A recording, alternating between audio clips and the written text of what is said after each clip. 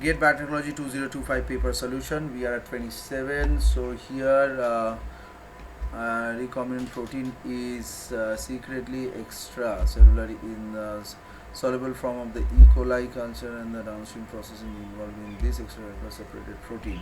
So the extracellular and the soluble, there is no need to break the cells and deal with the inclusion bodies. So option 1, cell disruption is not needed because outside the cell it is happening. Membrane ultrafiltration is needed as used to concentrate and partially purify. Solubilization of inclusion bodies, this is not needed because protein is not present in the inclusion bodies, it's soluble and secreted. And liquid chromatography is also yes, because this is a final purification step. Next we can go to 28.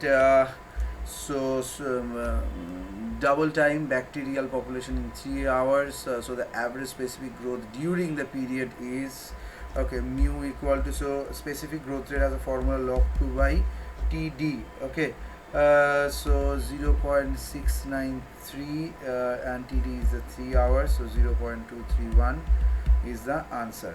Okay, log 2 is actually this value 0.693, so this is also done.